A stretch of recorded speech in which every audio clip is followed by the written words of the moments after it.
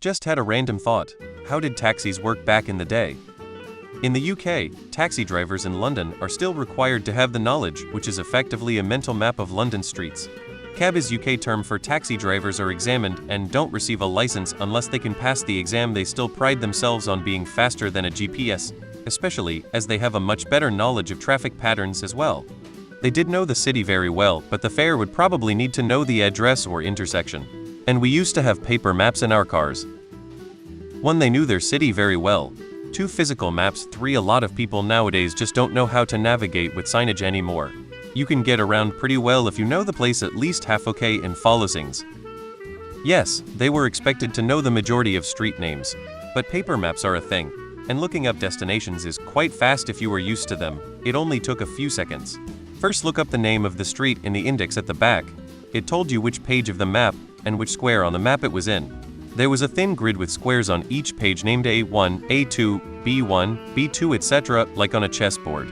So taxi drivers usually had a map as well if people were going somewhere outside of the city center. It was their job to know.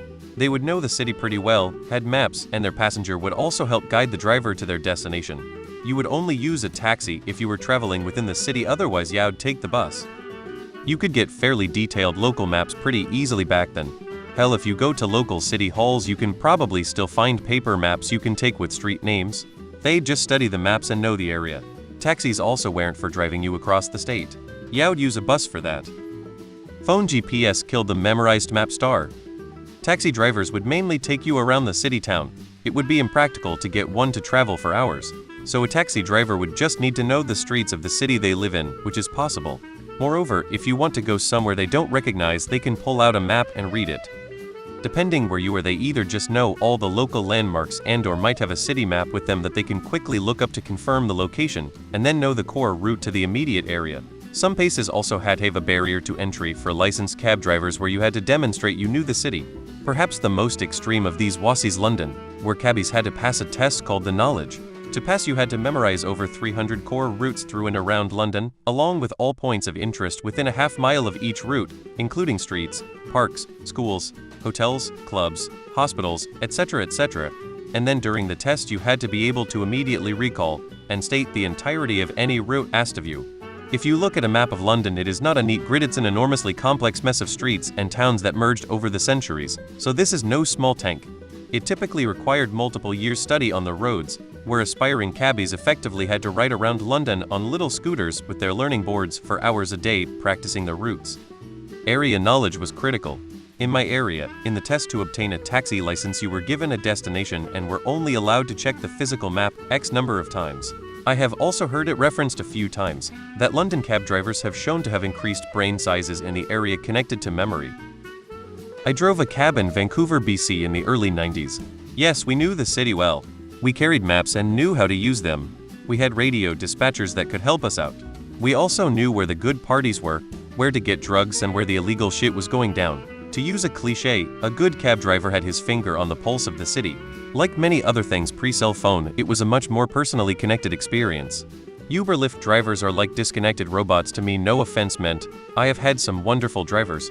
This question makes me feel old. Yep, they knew the roads by heart. Pretty amazing when you think about it. They had maps. You literally said that in your post. Cab drivers learned on the job with maps, but most lived in and grew up in the city where they worked. We all used to have a much better sense of direction, but our pocket technologies have relieved us of that. Most of us are useless without them, but even 20 years ago most people with a few years living in a place could tell you how to get somewhere. Pretty much. In London, it was rumored that you had to have a base-level understanding of 1,000 streets or something like that. If it's your job, you kinda just need to learn these things. You paid with cash only. Maps. Knowing the areas and just taking directions from the person booking the cab if it's not straightforward. I forget what part of the brain grew, but taxi drivers did have an abnormally large something in their head after years of driving. But yeah, a lot of memorization.